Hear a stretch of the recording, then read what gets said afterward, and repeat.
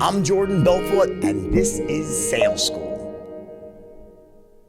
NetSuite is the world's #1 cloud business system. Bottom line, it gives you visibility and control over your financials, HR, inventory, e-commerce, and more. It's everything you need all in one place. In fact, over 21,000 companies are using NetSuite right now, so you'll be in great company right alongside them. So let NetSuite show you how they'll benefit your business with a free product tour at netsuite.com/school. Hey guys, Jordan Belfort here, the real Wolf of Wall Street, and it is time for another awesome episode of Sales School, the place where you get your daily dose of sales knowledge and wisdom. Now you guys know either one of two things happens on Sales School. Either I talk for about 10 or 15 minutes and give you a tip, some sort of strategy that you can execute that will increase your close rate, help you get more referrals, just make life easier for you in the world of sales. Or I also have now started bringing on other top closers, top trainers, people that I respect in the world of sales, and have them give their tip. And then that gives me a chance to ask them some questions, dig into it, and hopefully give you guys and girls, I always use guys, as gender neutral, but giving all of you human beings another excellent way of increasing your closing rate and just feeling better about being in the world of sales. So with that, I got a real pro today, someone that you might know and might not know, but he's definitely a world-class closer and trainer, man by the name of Sam Taggart. Sam, how are you? Doing fantastic. So Sam is an expert in a specific area of selling, one that is near and dear to my heart because it was my first sales job. And in fact, I think a lot of the top closers in the world cut their teeth in the area of sales that Sam specialized, which is door-to-door, face-to-face, in-home sales. In fact, Sam has a conference which is coming up, door-to-door conference. Just last weekend. Sorry, you just missed it. People in a live room. We did it live. Which I think is great. I spoke there a couple of years back, and it was awesome. All right, so Sam, let's hear one tip, one strategy that you would give to people in the world of sales to help them do better. So the tip I train on, it's called the Inception Shovel. So it actually comes from a different Leonardo DiCaprio movie, Inception, which is all about implanting an idea and letting the customer dig instead of you having to dig. I think most sales reps, a lot of times, they are the ones holding the shovel. So I say, if there's a hole and only one shovel and you've got to dig this big hole, there's either you standing at the top of the hole, yelling and looking at the guy digging and being like, good job, keep digging, high five, or you're at the bottom of the hole, you're digging. You're either one of those two people in any sales situation. And what most people end up doing is, let's say this pen's the shovel, they're the ones holding the pen, or they're the ones holding the shovel, being like, so let me tell you about my company. It's so amazing. We're 5 stars on this, and we're A+ with the BBB, and we have the best service, and we have the best product. All you're doing is digging, where in the reverse, if I can plant the seed with right questions, they will then end up doing the digging themselves. So let me give you an example. So most people, they're like trying to sell them like your straight line. They have to be certainty 10 out of 10 on the price or the product, the company, and you, right? So you're like, okay, let's take the company, right? So you're like, okay, Mr. Jordan, obviously there's a million competitors of ours. There's a lot of good companies, and I'm not saying that all of them are good or bad. I'm not even saying we're good or bad. You obviously want to go with a good company. So if you were to go research a company and choose a company and make a decision to say, I'm going to go with this company, what things would you need to have that company have in order to make a decision to go with them? And then they would say, yeah, you go, let's role play. You be the customer. Well, obviously, number one to me is customer service is huge to me. Like, when I buy stuff, what I hate is if the second I get my credit card swipes, they're like, boom, and they lose my number. I want to make sure that they're going to be there after I make the purchase. And if I have any problems, they don't duck my calls. That's huge for me. Huge. So I can tell you all day I'm a sales rep. Like at the end of the day, I could say that I do that and I'm the best at that. But at the end of the day, everybody's saying that they do that. So how would you even know that you had that customer service? How would you figure that out if that company actually had it? I guess what I'd probably look for is I'd check you out online and see what kind of reviews you got, or if I, knew other people that had, either shopped at your store, been to your car dealership, or had, bought stuff. I'd try to find out like that. Okay, so reviews would be big.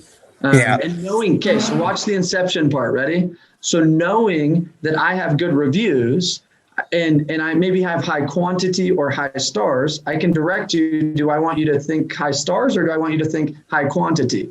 So I'm like, all right, let's go quantity route. So I'd say, so Jordan, like, let's say reviews. Is there like a certain number of views that you're like, if they had X amount of reviews, I trust them. They're legit. They've been around long enough. Like, is there a number that you'd feel comfortable with that was like? Yeah, I mean, I think to be honest, I kind of just like, I look at the top, I like the top 10. I look at the first 10. I'm lazy and I don't really dig too deeply, but I look at the first, bunch and I just feel general, like if it's on Amazon, I want to see the ratio 5 stars to 1 stars and stuff like that. And I'll read maybe some, I'll look for the best reviews. So I think it's really means qualities more than quantity, So as long as they have 4, 4.5, 4.7, what's your standard? As long as they have X, Y, Z, you do it. I think 4 stars or more is what I'm looking for pretty much. Perfect. And so if you saw a company that had a significant and good enough reviews and quality good reviews over 4 stars, you'd feel really good about going with them? Yeah, I do. Yeah, absolutely. Yep. Cool. So I'm not saying that. Watch, pull out your phone. So you can Google me, look me up real quick, and then I would let them do it. And then they're like, I'm like, look at that. We're like 4.7 stars. Like, that's even above like your normal standard. Like, high five. Got it. Right. And they've been digging the hole.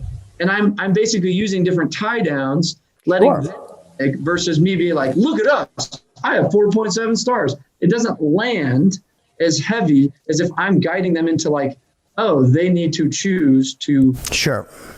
So would this be something that you essentially seed into your intelligence gathering at the beginning? So because I think a lot of salespeople, they focus on, questions that they would, and this is a very interesting point you're making because, intuitively as a salesperson, you would probably think, I want to find out the things I need to know about them in relation to the product I'm selling, but maybe not as much about the company that's delivering the product. When in reality, as we do know from the straight line, you studied the straight line, there is more than just the company, the product involved. They also have to trust the company and you as the salesperson. So what you're talking is using intelligence gathering to essentially find out what things are important to them about all 3 of the 10s, meaning the product, the company, and you, the salesperson, and then finding out how they measure those criteria and then sort of backing in to that. Is that what you're doing? Yes. So you can do it with all different categories of the sales process. Price is one, right? So let's say you built value in all those, and all of a sudden I need to use the Inception Shovel and price. So I used to sell alarm systems, and I'd build all this value. Like, it does cameras, and it literally, you can talk to it. It has a cell unit in it. And it's like its own cell phone on the wall. Like, what do you pay for your cell phone? And then it like literally has, phone access. Like, it's a full app that you can control, like your thermostat, and then I'd build all this value. And like, think like how much a month, knowing you pay $150 a month for your cell phone. What do you think a month this would cost? And they're like, right. I probably like at least $100 a month, maybe more, right? $100, yeah, exactly. Doing all these, it's like controlling your whole home. So then they've dug the hole by saying at least $100. And I'd be like, and you probably would pay around that because you already pay that for your phone and you use that every day. You'd use this every day. And then they'd be like, yeah, and I'm like, I'm not saying that's the price. I'm just saying that's like typically what this would cost. Sure. Essentially what it represents to you, it gives them another way of saying like what the value of something is. In other words, like, for example, I think one of the mistakes that a lot of salespeople make when they sell services especially is they undercharge because they're too focused on what something might cost versus what it's worth to someone else. So like, what is a solar system? What's the pricing? Well, it doesn't really matter what the actual cost of the panels are and the inverters and the people that do the labor to install it, right? Maybe the cost of that is $9,000. The question really is how much money does it save the person that buys the product? So, if it's saving them $1 million, let's say in reality, $150,000 over 15 years, whatever it might be then. So you're essentially allowing them to interpret value in a way that they can sort of, kind of touch and feel, and they reveal it themselves, so to speak, right? That's the idea. Yes. Like it literally, it gives them the ability to basically them come up with the answer. So that like Sure. the Got it. concept of Inception Shovel is saying, can they create the value for themselves versus you have to enforce the value on them?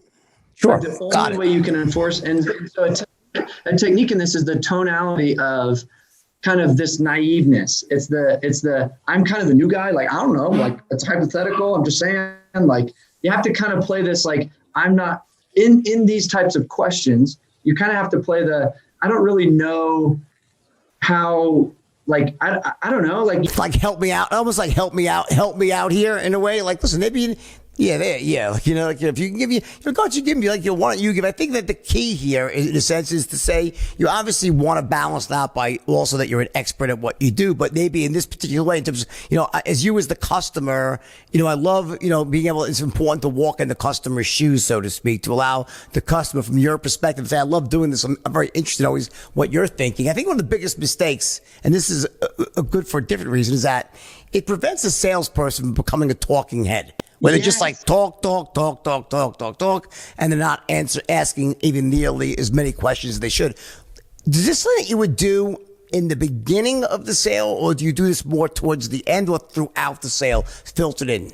So here's the exercise. If you're a sales trainer, you're managing, you're trying to develop salespeople. I literally take a marker, and part of my role plays is I make them go through the entire sales presentation, and I say when the person is asking questions, they hand the shovel, and then when they start selling, the customer is trained to hand the shovel back to them, and I say, sure. Let's see how long you can go without holding the shovel, because the goal is to not have the. And so that's a good exercise. Obviously, it's not super realistic to be the whole entire sales process. Sure, of course, yeah.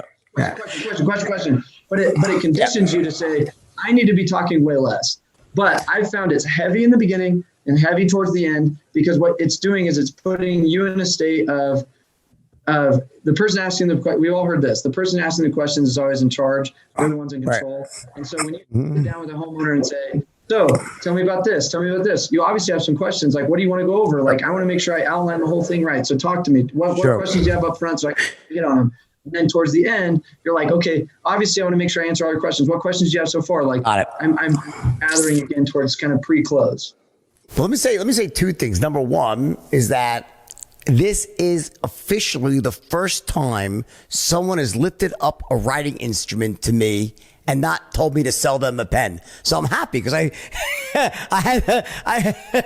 was like, is he going to actually say, sell me this pen? I was like, shovel. I'm like, wow. I was like, oh, you took it. That's number two is I think the important thing to take away from this is three things. Number one is that the idea that a salesperson in control is doing all the talking is poison. It's poisonous in any system, especially in the straight line. I always say the key is God gave you 2 ears and 1 mouth so you can listen twice as much as you speak. That's number one.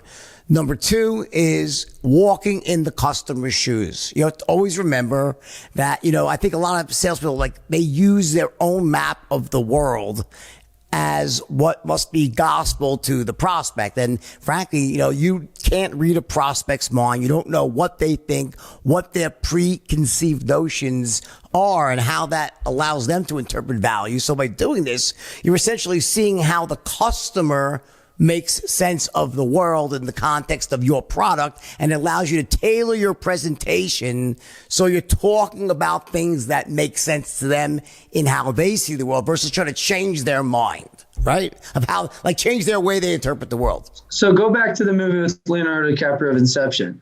Their whole thing was they were trying to create scenes and build walls and create scenarios so that the person, when they went into a dream, felt like this was reality.